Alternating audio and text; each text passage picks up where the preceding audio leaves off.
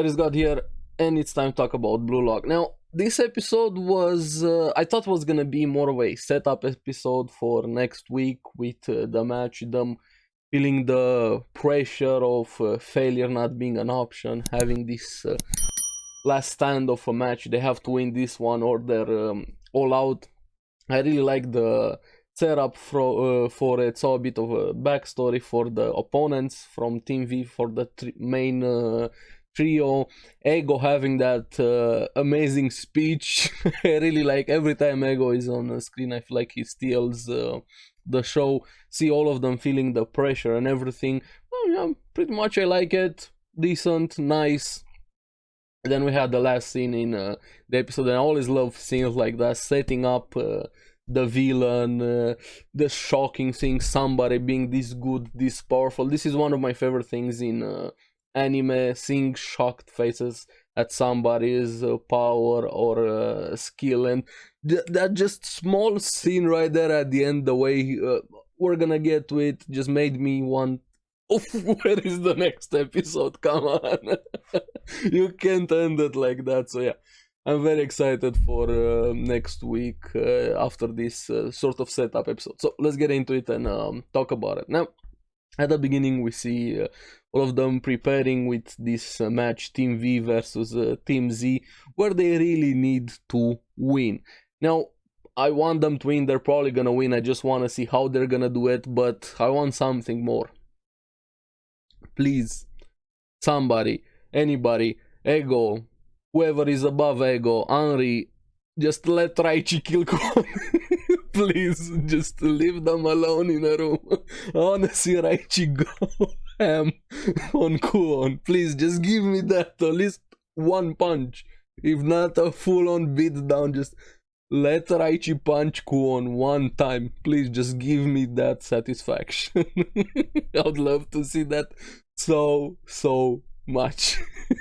Who knows, maybe it's gonna happen. But Raichi throughout the episode just wanted to kill Kwon instantly, and I'm on Raichi's side. I don't care what anybody says. I want Kwon to get a bit down there, especially from Raichi. But after that we see that Isagi is very worried about the match, and mainly about Nagi, the character that I thought from last week's episode was the most interesting one. We get to see a bit of their sort of flashback history with how they were, and Nagi doesn't really want to practice or try hard at doing anything. He's just that good, very bored, very disinterested in a lot of things. Zanetsu, or I'm sorry if I'm Zanetsu, I'm sorry about his name, butchering his name. Seems like this a bit of airhead in a way, kind of not being very good at expressing himself. Reo bored of life. We see more of flashback from his perspective of Reo being this rich kid born to very wealthy parents, bored with life, with everything. He just had all he wanted in life, he had access to, and he lost interest in a lot of things. Nothing gave him a goal, a passion to be about something, but slowly gets interested into football. But his father kind of wanted to be his successor, following his footsteps and saying only the chosen ones are good for soccer, reaching the World Cup, which kind of got him more motivated to do it out of spite. Don't really think he likes his parents that much, especially after that look he gave them there, or his internal frustration he felt towards them.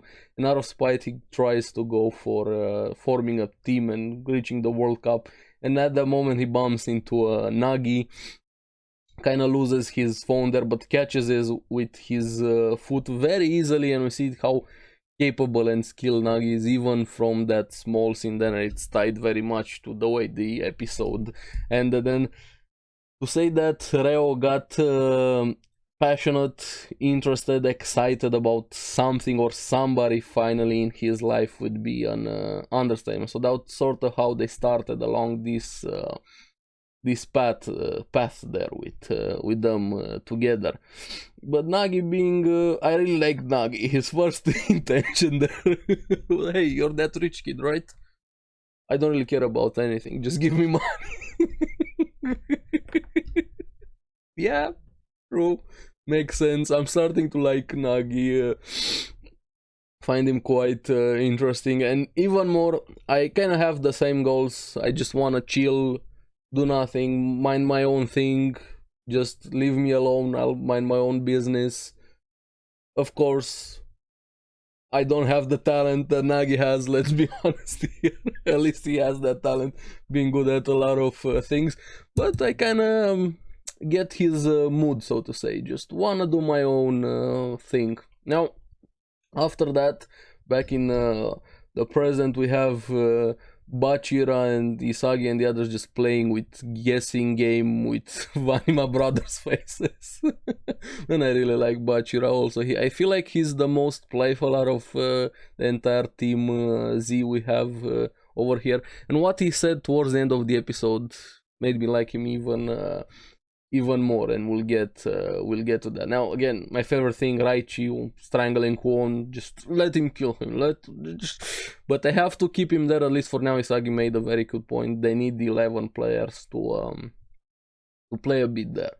But also something curious with Kwon, we get some of his backstory, saying he only wants to advance as a top scorer, so he's not really gonna do anything in the match, but I don't really see how that is gonna work for him there, especially after what Kunigami did. Just how Kunigami came in there. I'm just gonna score more than you. You're not gonna. I'm gonna do it. I like the confidence, Kunigami, and I think he might be able to do it. They might be able to force Kwon to at least do something, even though he's kind of useless and he's the outcast right now. And we see a bit of why he's the way he is. Probably he got abandoned by a lot of people. A flashback of him, everybody around him telling him he's too serious about this. He gave it his all, and I feel a lot of people didn't have that drive, that ambition to do the same things he wanted to do. So a lot of people left him there alone and saying, I don't want to do this with incompetent teammates, so to say. Which kind of gives a glimpse into why he's the way he is. Doesn't excuse what he did, and I feel like Ego did the best way there. And a very good question by Bachira. What if the top scorers are equal? That's a very good point. Who advances? Yeah, that's a good question, and we have the perfect person to answer it. Ego coming in, and like I said, Ego just steals the shows every time he's on screen. They're saying the best ranked one advances if they're equal. So ranking takes priority over everything. But what was surprising a bit is that Kwon is the top ranked in right now Team Z. But that's only because that entire thing was based on scores, at least for now. So he's the top scorer. That's why he has the top ranking.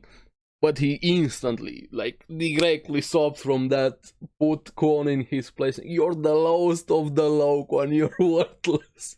Just destroyed him there. And I like that.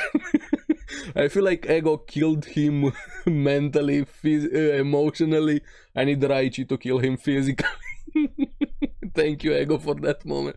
That felt really, really good there. And this also kind of went into what they need to do moving forward as a team and as individual players, saying the best striker needs to be able to reproduce his goals, not rely on luck, on circumstances, on everything working at the same time how it worked. And it even struck with Isagi, because it also applies to him.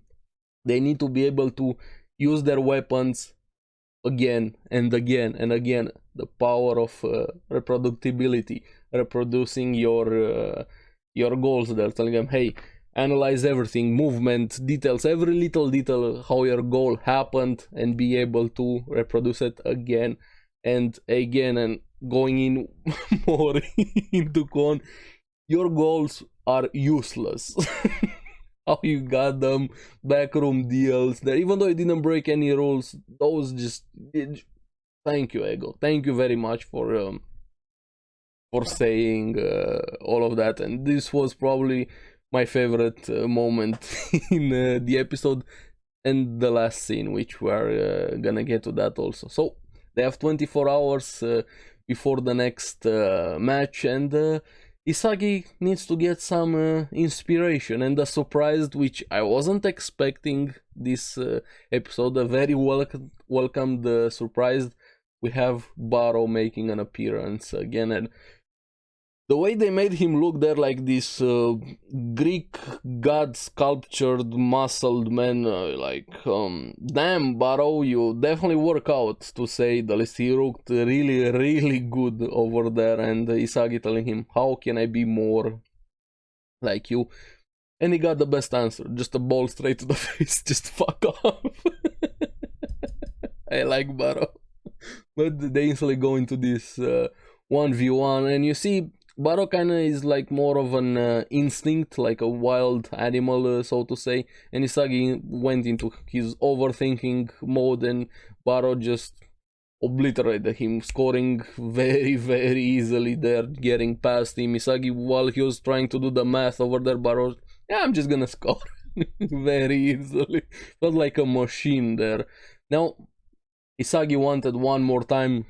Baro again gets past him with a feint scoring, and Baro reminded me quite a lot about Aomine from Kuroko no Basket. I highly recommend you guys watch that series if you would like something similar to Blue Lock, just basketball, of course. And he definitely reminded me of Aomine, how skilled they are, how just instinct, just this overwhelming force you have against you, and how arrogant he is, especially him considering himself a king and talking with Isagi, hey peasant. But yeah, now Isagi starts figuring some things out about this scoring formula they have there, the way they made this, and provokes him again, assuming he figured out Baro's score range, but he didn't quite figure it out because he was bigger than he thought. It's 27 meters, and he scores again. But this was a very good inspiration and helped Isagi learn something, even though his teacher was Baro. But yeah, Baro has his own style of teaching somebody. I'm curious how the relationship is gonna be with them moving forward. Feel like they started off on the wrong foot, but this kind of helped them a bit. I would love to see more Baro. That's why I'm saying this. Hopefully we see more and more of the king on the field. Now Isagi needs to figure out how to make his spatial awareness weapon work. He can't duplicate what Baro does. They have very different weapons there, so he has to do his own thing, the same way that Ego said before. Don't replicate others, figure out what you're good at and work on that. But this also adds a lot more pressure on top of the pressure they have, and it finally kicks in. They're finally starting to feel the pressure that this match is the most important match of their soccer career, football career, however you wanna call it. And it kicks in, the fear, Isagi trembling, being scared, all of them being scared, Igaragi also, them finally acknowledging this pressure right before the match, and finally start making their plan, and just not even including Kwon. Their entire plan was just, yeah, we're gonna have 10 players, this is what we have to do. And I'm gonna say it again, please let Raichi kill Kwon, please. But like I said, also what Bachira said right before they went out on the field, hey, what if we lose? Does this mean we're never gonna play together? And I feel like Bachira and Isagi bonded quite a lot, and I really liked that moment with him saying that hopefully Bachira and Isagi are gonna be playing together for much longer. Now finally have the match starting, Team Z versus Team V on the field.